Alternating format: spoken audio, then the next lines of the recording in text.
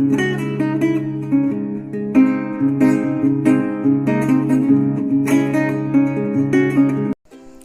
বন্ধুরা, আজ আমি তোমাদের সাথে এমন একটি সুস্বাদু রেসিপি শেয়ার করব যা তোমরা রুটি, পরোটা, সাদা ভাত, লুচি সব কিছুর সাথেই খেতে পারবে।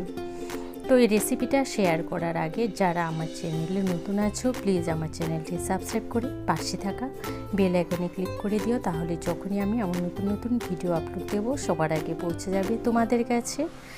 আর এবার এই ভিডিওটা শেয়ার করার জন্য আমি যা যা ইনগ্রিডিয়েন্টস নিয়েছি সেগুলো তোমাদের সাথে শেয়ার করছি।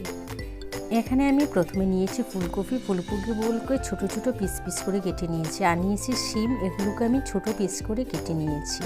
এবার দেখো এখানে আমি নিয়েছি মুসুরির ডাল, পেঁয়াজ আর টমেটো। এই মুসুরির ডাল, পেঁয়াজ, টমেটো আমি একসাথে সিটি মেরে নেব। কেন একসাথে আমি সেদ্ধ করব সেটা আমি তোমাদেরকে বলে দিচ্ছি। এবার তাহলে চলো ডালটা আমি রান্না করে নিই। আজকে আমার রেসিপিটা হলো ফুলকপি শিম দিয়ে মুসুরির ডাল রান্না। এটা খেতে খুবই সুস্বাদু হয়। ডাল রান্নার জন্য আমি এখানে কড়াইতে তেল দিয়ে দিয়েছি। দেওয়ার পরে এখানে আমি আগে ফুলকপিগুলো ভেজে নেব, তার জন্য অল্প পরিমাণে তেলটা দিয়েছি। এই নুন হলুদ দিয়ে আমি ফুলকপিগুলোকে ভালো করে একটু ভেজে নেব।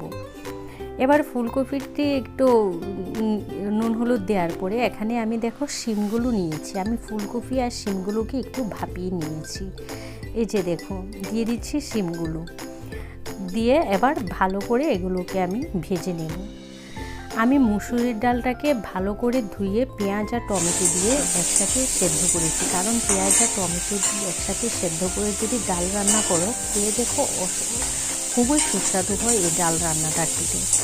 এবার দেখো ফুলকপি আর শিম ভাজা হয়ে গেছে, আমি এগুলোকে তুলে নিচ্ছি। ওই একই কড়াতে আমি আবারও 1 চা চামচের মতো তেল দিয়ে দিয়েছি। যেহেতু ডাল রান্না আমি খুব বেশি একটা এখানে তেল ব্যবহার করব না। এবার তেলটা গরম হয়ে যাওয়ার পর দিয়ে দিচ্ছি 2টো তেজপাতা আর দিয়ে দেব 2টো শুকনো লঙ্কা। একদম কম উপকরণে এই ডাল রান্নাটা খুবই সুস্বাদু হয় খেতে। এবার এগুলো একটু ভাজা ভাজা হয়ে গেলে ওর মধ্যে দিয়ে দিচ্ছি আমি গোটা জিরে ফোড়ন। জিরেটা একটু ফোড়ন হতে দেব। আর আমার এই চ্যানেলটা একদমই নতুন, প্লিজ তোমরা আমার চ্যানেলটাকে এগিয়ে যেতে সাহায্য করো। অনেকে সাবস্ক্রাইব না করেও বলো সাবস্ক্রাইব করেছি, প্লিজ এটা কেউ করো না। যদি তোমরা সাবস্ক্রাইব না করতে চাও তাহলে করো না, কিন্তু এভাবে কমেন্ট করো না, কারণ আমি কিন্তু সবার কমেন্ট দেখে, আর যারা দেখি যে নতুন কমেন্ট দেখে আমি সবাইকে সাবস্ক্রাইব করে দিচ্ছি, কিন্তু আমাকে কেউ সাবস্ক্রাইব করছো না, কারণ আমার সাবস্ক্রাইবের সংখ্যাও বাড়ছে না, বরং কমে যাচ্ছে। এবার দেখো এর মধ্যে আমি নুন হলুদ আবারও দিয়ে দিয়েছি, আর দিয়ে দিয়েছি চিনি, আর দিয়েছি ধনের গুঁড়া, জিরার গুঁড়া। এগুলো দেওয়ার পরে এবার আমি সেদ্ধ করেছি যে টমেটো আর দিয়ে পেঁয়াজ দিয়ে ডালটা দিয়ে দিয়েছি। ডালটা কিন্তু আমি একটাই সিটি মেরেছি, ডালটা কেমন গোটা গোটা থেকে যাবে, ডালটা কিন্তু আমি ডালের কাঁটা দিয়ে ভেঙে দিইনি। এবার দিয়ে দিয়েছি পরিমাণ মতো জল।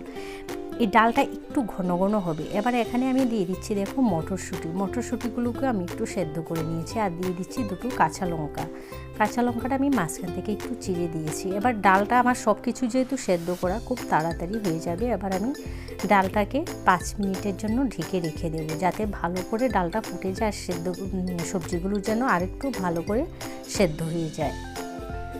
এবার দেখো 5-6 মিনিট পর আমি ঢাকনাটা তুলে দিয়েছি। তোমরা দেখতেই পাচ্ছ ডালটা একদম পুরোপুরি সুন্দর হয়ে গেছে, আর সবজিগুলো পুরোপুরি একদম সেদ্ধ হয়ে গেছে।